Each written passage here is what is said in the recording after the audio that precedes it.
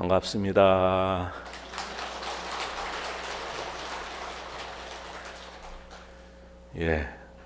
올 겨울 들어서 최고 추운 날인데도 불구하고 이렇게 많은 불자님들과 함께 이 시간을 하게 돼서 더 반가운 것 같습니다.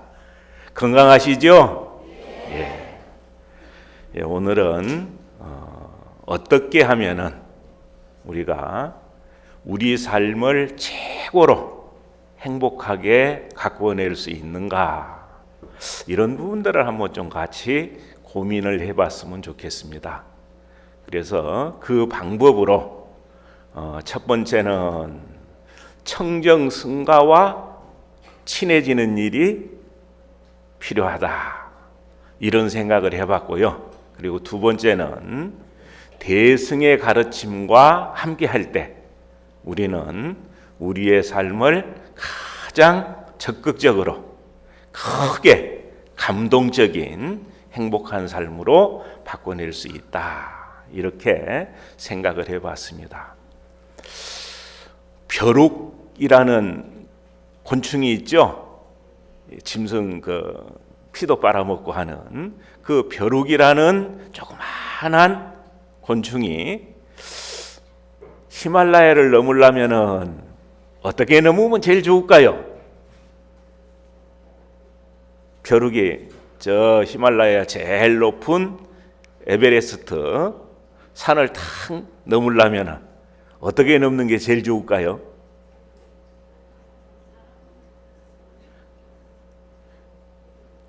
사람도 거기는 잘 넘어가기 어렵죠. 그래서 제일 좋은 게 독수리 깃털 속에 딱 들어가면 됩니다. 거기만 딱 들어가면은 이제 만사형통이에요. 근데 이제 원하는 대로 그 독수리가 가주느냐가 문제기는 한데, 어쨌든 히말라야를 넘고자 하는 독수리 깃털 속에 이렇게 쏙 들어가기만 하면은 그 뒤부터는 어려운 일이 별로 없습니다. 그래서 우리가 우리 삶도 부처님과 같이 그렇게 우리 삶을 바꾸어내는 데 있어서 뭘 친했을 때, 누구와 가까워졌을 때 그런 일들이 가장 쉽게 이루어지느냐, 그 부분을 이제 고민하다 보니까 조금 전에 말씀드렸던 청정승가와 가까이 하는 것, 그 다음에 부처님 가르침 중에서도 여러 가지가 있는데 그 가르침 가운데서도 대승의 가르침과 가까이 하는 것, 이게 이제 가장 요긴한 문이 된다, 이렇게 생각을 했습니다. 동의하십니까? 먼저 이제 그 청정승가 하게 되면은 뭘 청정하다고 하는가, 이 부분은 이제 개인과 단체를 한번 이렇게 생각해 봐야 될 것 같습니다. 개인적으로 청정하다 할 만한 조건은 이제 스님들 같은 경우에 이제 삼위삼인이는 10개를 받거든요. 그 10개를 잘 받아서 범하지 않고, 그렇게 해서 계를 받을 때 만들어졌던 계체라고 하는 그 몸이 훼손되지 않는 상태에서 이렇게 유지가 되면은 그런 상태를 청정하다, 이렇게 얘기할 수가 있습니다. 그리고 이제 비구 스님, 비구니 스님 같은 경우는, 비구 스님은 250가지 계목이 있고 비구니 스님들은 348가지 계목이 있는데 그 계목들을 잘 지녀서 개체가 깨어지지 않는 상태에 머물면은 그 스님은 청정하다, 이렇게 할 수 있습니다.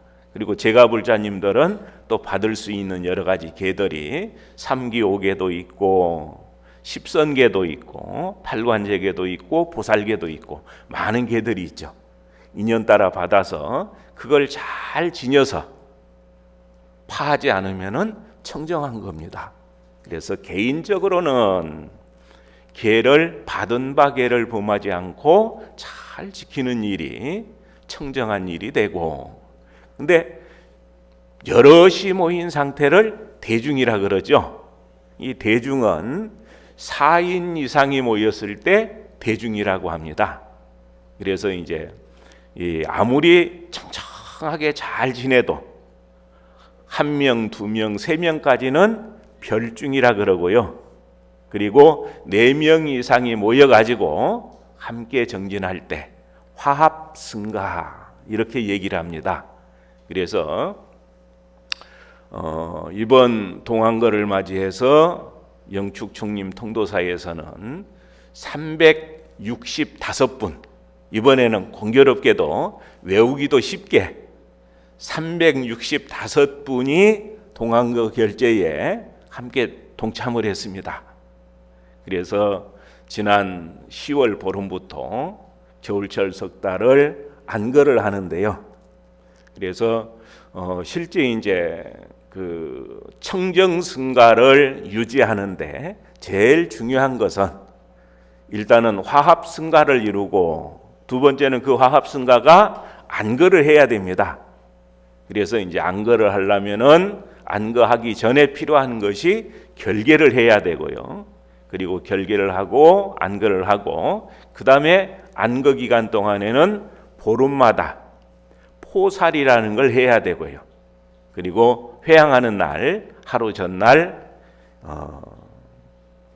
자자라는 의식을 하게 되면 안거가 이루어집니다. 근데 이제 첫 번째 결계를 해야 되는데, 결계는 사실은 그 의식을 하는 걸로 보면은 그렇게 어렵지는 않습니다. 지금 이제 통도사와 같이 1400년 이상을 이렇게 한 도량에서 유지되는 곳에서는 이미 결계가 돼 있으니까 다시 하고 할 필요는 없는데, 이제 부처님 당시처럼 이렇게 옮겨 다니면서 수행을 하고 안거를 하고 그럴 때는 꼭 결계를 해서 그 공간을 청정 도량으로 만들어서 그 결계 안에 모인 승가는 현전 승가가 되고, 결계 밖에 있는 승가는 사방 승가가 되고, 그래서 그 승가를 운영하는 원칙들이 달라지게 됩니다. 근데 이제 그 결계하는 방법을 보면은 저기 보이는 바위, 저기 보이는 큰 나무, 저기 보이는 건물, 이걸 쭉 갈마를 하는 사람이 얘기를 합니다. 이 공간 안을 대계로 지정하고자 합니다.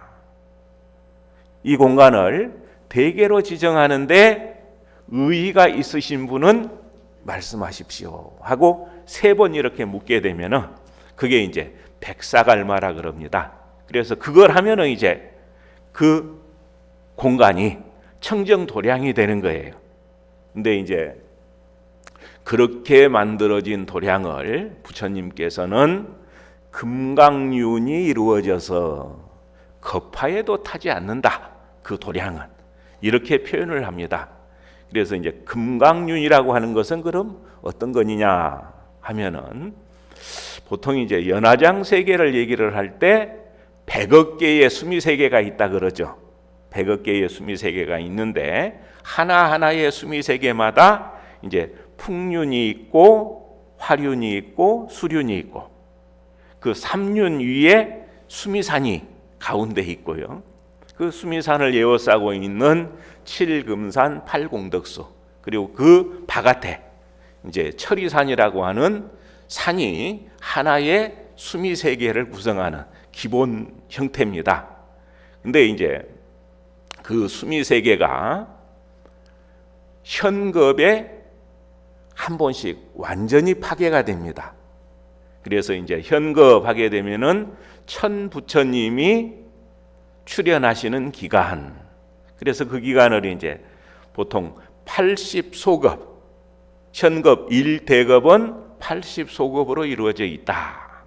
그리고 그 80소급은 성주, 계공 4단계에 거쳐서 파괴됐다 다시 이루어졌다 하는 것을 반복을 하는데, 바로 이제 현재는 이제 주겁에 해당됩니다.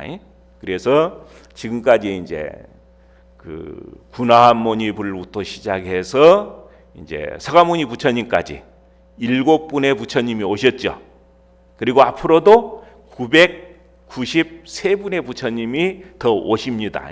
그래 이제 현겁에 주겁에 이제 일어날 일이고, 그 다음에 이제 이 괴겁이 되면은 그때부터는 이제 풍제, 수제, 화제의 삼재에 의해서 계속 파괴가 됩니다.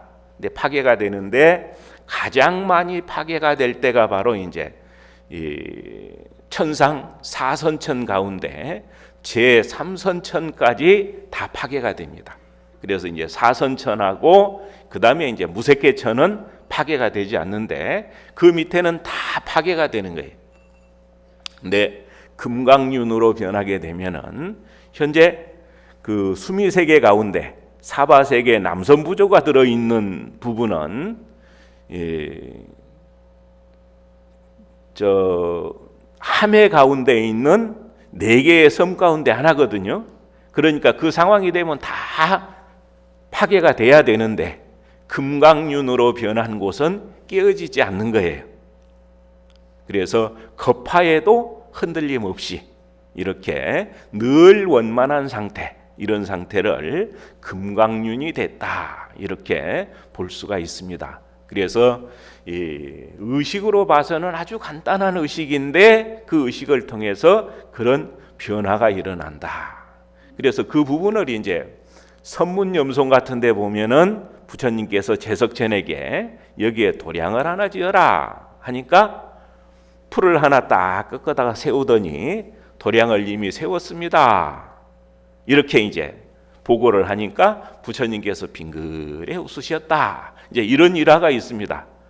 마찬가지로 결계하는 것처럼 그렇게 한 마음으로 사실은 이루어내는 것이다 하는 것을 표현한 공안으로 볼 수 있을 것 같습니다. 그래서 이제 그런 방법으로 결계를 하고 그 다음에 이제 안거를 이번에 이제 365명의 대중들이 안거를 해서 겨울 석 달 동안 정진을 하고 또 보름마다 포사를 하고 이렇게 해서 안거를 나게 됐습니다. 그래서 이렇게 정진하는 도량, 부처님 당시에 부처님께서 권하셨던 그 법대로 여법하게 정진하는 도량이다. 또 여법한, 화합하면서 정진하는 승가다. 이렇게 정의를 내릴 수가 있습니다. 그래서 부처님께서는 무량한 아라한보다 4명 이상의 청정승가가 수행하는 그 도량이 훨씬 더 수승하다. 이렇게 이제 청정승가의 중요한 부분들을 강조를 하고 있습니다. 그래서 우리 불자님들도 가능하면은 우리 불자님들도 함께 안거를 한다, 이런 마음으로 겨울 석 달을 보내셨으면 좋겠어요. 그래서 매일 올라오실 수 있는 분들은 매일 올라오셔서 또 함께 정진하시고, 그 형편이 안 되는 분은 집에서라도 안거철이 아닐 때 금강경을 한 번씩 읽으셨다 하면은 2번, 3번으로 늘리고, 이렇게 해서 조금 더 마음을 이렇게 다잡아 가지고 정진을 하셨으면 좋겠다 하는 그런 바람을 갖습니다. 그리고 365명이라고 하는 많은 대중들이 걱정 없이 이렇게 정진할 수 있도록 이렇게 외호해 주는 일도 굉장히 중요한 일입니다. 그래서 그 금강산 쪽에 있는 그 건봉사라고 하는 곳에서 만일 연불회를 자주 열었는데요. 만일 동안 이제 연불하는 정진을 하는 겁니다. 근데 시작을 할 때 소임을 맡아가지고 이렇게 이제 함께 하는데, 근데 가장 먼저 깨달음을 얻은 분들이 공양간에서 밥 짓는 분들, 화장실 청소하는 분들, 이런 분들이었다 그래요. 법당 안에서 정진하는 분들보다 더 빨리 그렇게 깨우침을 얻고 번뇌가 없어지고 이제 그랬다는 일화들을 다른 연불회를 통해서도 자주 듣게 됩니다. 그래서 우리 불자님들이 함께 이렇게 안거할 수 있으면 제일 좋지만은, 그러나 안거를 함께 못하기 때문에 나는 공부 못한다 이렇게 생각하시지 말고, 어쨌든 지금 하고 있는 그런 일에서 조금만 더 마음을 더 수행하는 쪽에, 공부하는 쪽에 이렇게 마음을 두고 정진하시면 참 좋겠다 하는 생각을 합니다. 그래서 그렇게 순일하게 마음을 다른 곳에 뺏기지 않고 정진하는 대표적인 분들이 청정승가고, 또 화합하면서 안거하고 포살하고 사는 그런 승가이기 때문에 부처님께서 그렇게 존중하신 게 아닌가, 이런 생각을 해봅니다. 그리고 두 번째는 이제 가능하면은 부처님의 대승의 가르침과 친해지는 이런 불자가 되는 것이 가장 쉽게 크게 깨달음을 성취하고 행복을 성취하는 일이다, 이렇게 이제 말씀을 드렸는데요.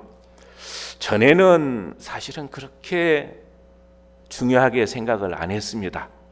내가 한국에서 태어나 가지고 출가해서 스님이 돼서 수행을 하는데 이 일이 얼마나 소중한 것이냐 하는 부분에 대해서 별로 느낌이 없었는데 이제 점차 공부를 하면서 이 복이 보통 복이 아니구나 하는 생각들을 더 간절하게 하게 됩니다. 그래서 부처님 가르침은 이제 인천교도 있고 소승교도 있고 대승교도 있고, 또 그 대승교 가운데서도 시교도 있고 종교도 있고 원교도 있고 돈교도 있고, 이렇게 이제 여러 가지로 이렇게 구분을 해서 그 가르침을 여러 가지 수준으로 분류를 하면은 이렇게 얘기할 수 있다. 이제 학자들이 그렇게 정리를 많이 하셨습니다.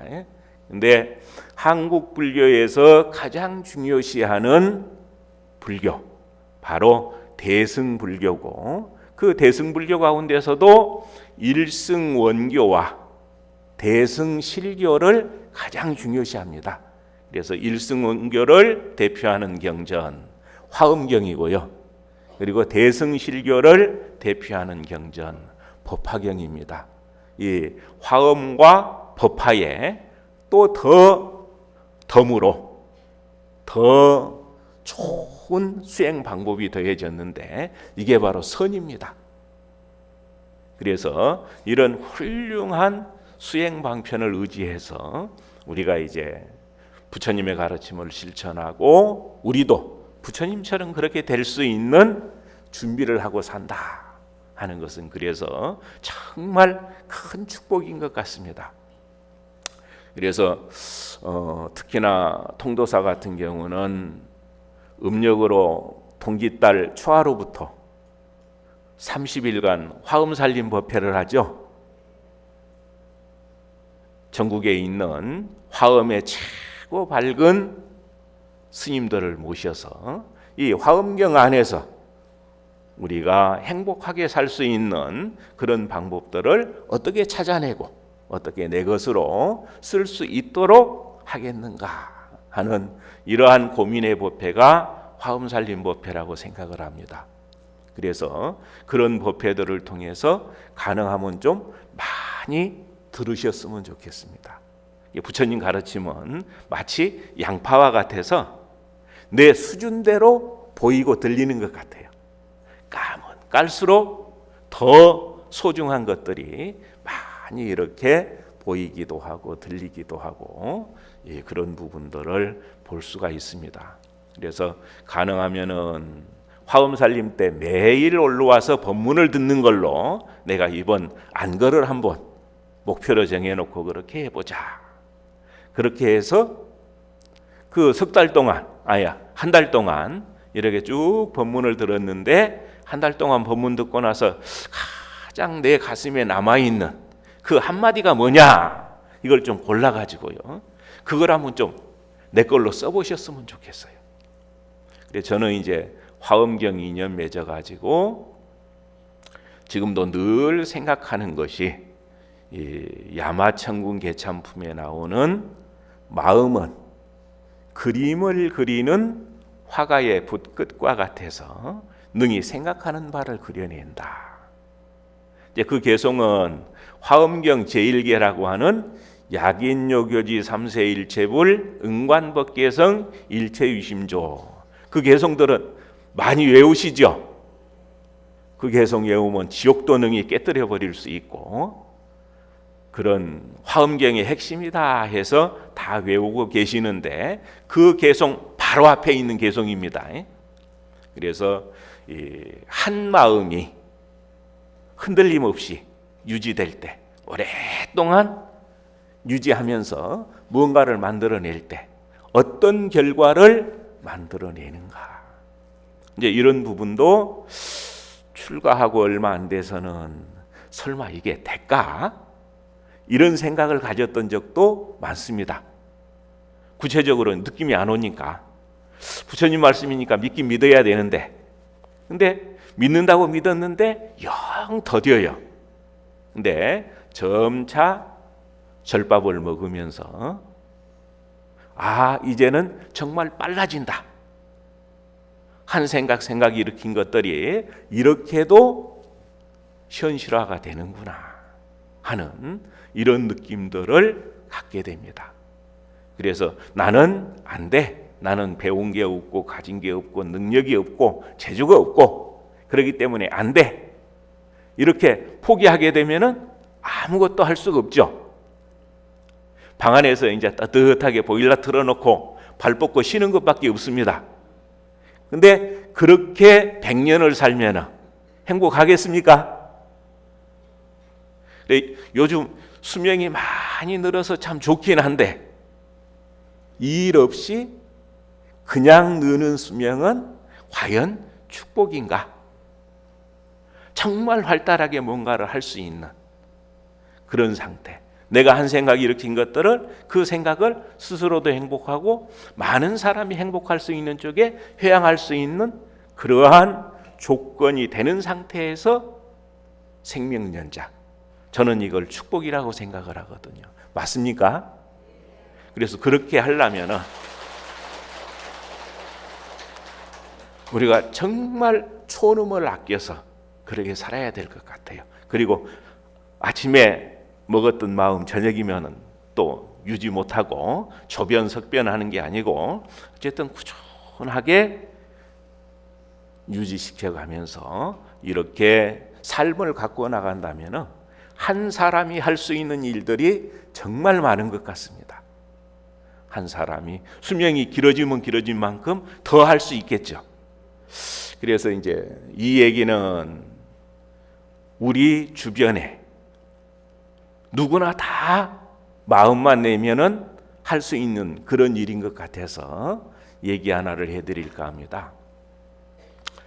한 젊은 사람들이 가정을 이루었는데 그 남편이 실직을 했다 그래요. 근데 결혼한 지 얼마 안 되고 아직 형편도 넉넉하지 않는데 실직을 해서 처음에는 구직을 하려고 이렇게 서류도 넣고 이렇게 하더니 한 번, 두 번 안 되니까 이게 힘이 빠져가지고 아무것도 안 하는 거예요. 그래 우리도 내가 좀 잘났나 봐 이렇게 하다가도 인정해주는 사람이 별로 없으면은 내가 못났나 이렇게 생각하는 경우 많죠. 근데 이제 그걸 뛰어넘어야 되는데 어쨌든 남편이 이제 그렇게 해서 영 무능한 사람으로 그렇게 돼버렸고, 근데 자식이 있고 먹고 살아야 되니까 그 부인 되는 사람이 움직이지 않을 수 없어가지고 좋은 직장은 아니라도 구해가지고 이렇게 사는데 남편이 원망스럽고 자기 사는 게 불만스럽습니다. 그렇게 해서 이제 살다가 우연히 책을 한 권 이렇게 인연을 맺어가지고 보기 시작을 했는데 그 책을 한 권 이제 직장에서 일하고 집에 와가지고 집안일 해놓고 나서 이제 저녁 늦게까지 보는 거예요. 근데 그 책을 보고 이렇게 한번 사는 것도 괜찮겠다 하는 마음이 든단 말이에요. 그래가지고 매일 한 권씩 책을 읽었다 그래요. 매일 한 권씩 책을 읽어서 2,000권을 읽었는데 그러면 한 7년 정도 읽었죠. 그 한 권 한 권 읽을 때마다 책에 이제 중요한 내용들을 메모를 하고 그렇게 해서 2,000권 정도를 읽었는데 한 1,000권 정도 읽으니까 마음에 근육이 생긴 것 같다고 그렇게 표현을 했어요. 마음에 근육이 생긴 것 같다는 느낌을 가졌다. 그러니까 우리는 어디 마음 둘 데가 없으면 막 헐없죠.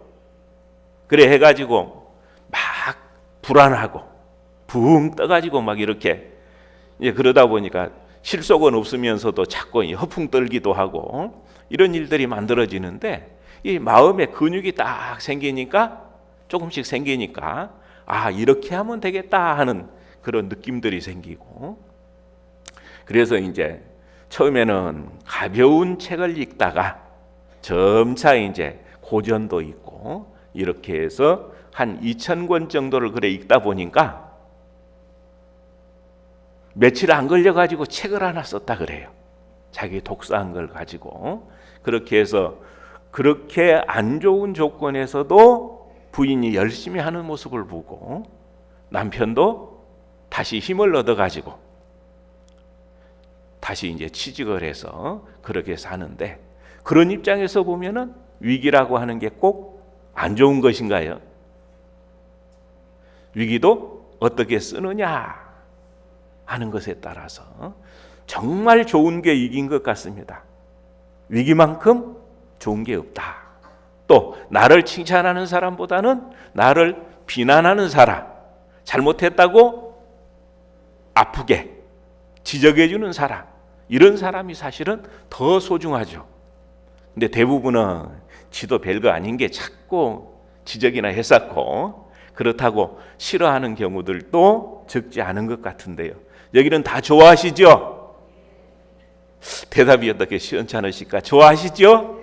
예, 정말 위기를 기회로 쓰고 나를 따끔하게 지적해 주는 사람을 스승으로 삼고, 초놈을 아주 적은 시간도 소중히 생각해서 집중하다 보면 분명히 다른 세상이 있습니다. 할 수 있는 일들이 엄청나게 많습니다. 그래서 누군가 하겠지 이렇게 생각하시지 말고, 누군가 해야 될 일이라면 어려운 일일수록 내가 하겠다. 그 마음을 가장 잘 낸 어른이 누구죠? 누가 그 일을 가장 잘하신 것 같습니까? 힌트 드릴까요? 오늘이 지장제일이죠? 누가 제일 잘하셨죠? 지장보살님이시죠? 지장보살님 배워야 됩니다. 그 좋은 천상에 가서 능히 잘 살 수 있는데 그런 좋은 거 다 포기하고 지금도 지옥 문전에서 거기 가면 안 된다. 네가 지은 업이 있어가지고 거기 어쩔 수 없이 가야 되는데 거기서 빠져나오려면 이렇게 해라. 이거 가르쳐주고 계신 분이 지장보살님이잖아요. 지옥 중생이 다 없어질 때까지 나는 그 일을 그만두지 않겠다. 이런 원을 가지고 정진하신 분. 우리 불교에는 그런 모범답안으로 할 수 있는 어른들이 얼마나 많습니까? 그런 삶의 향기로운 모습들을 가장 극명하게 잘 설명해 놓은 경전이 저는 화엄경이라고 생각을 합니다. 그래서 화엄살림법회 가능하면 인연을 맺으셔가지고 나도 문수보살님처럼 보현보살님처럼 관음보살님처럼 내 삶을 그렇게 한번 바꿔내겠다. 이런 원을 세우고, 또 그렇게 되기 위해서는 어떤 방법들을 가장 중요시해서 이렇게 실천하고 사셨는가. 그거 하나하나씩 챙기는 거 어려운 일 아니죠? 너무너무 쉬운 일입니다. 너무너무 쉬운 일인데 그렇게 했을 때 내게 돌아오는 결과들은 너무 크다.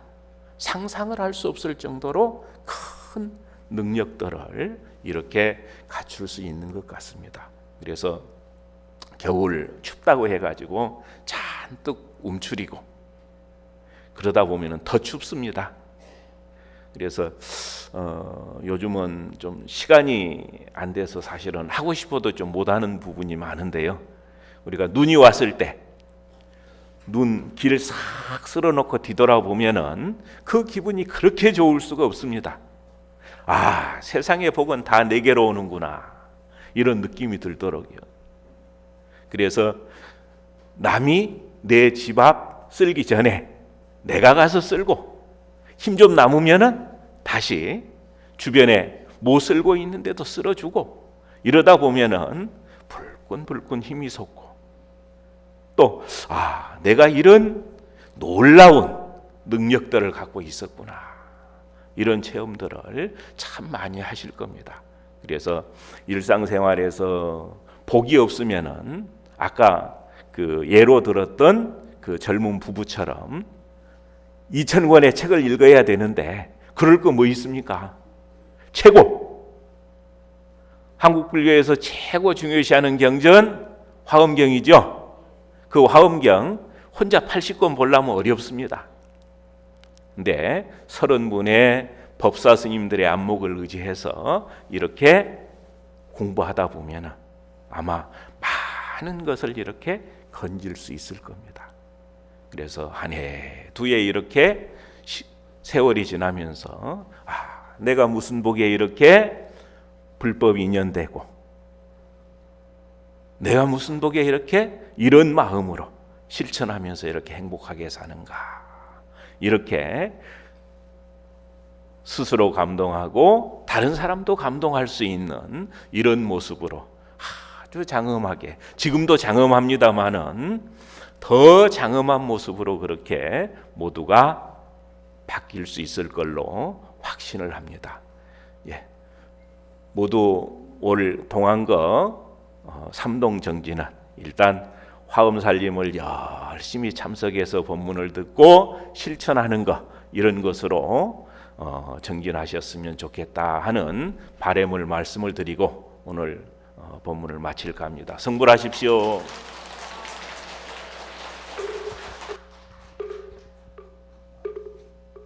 나무 영산 불멸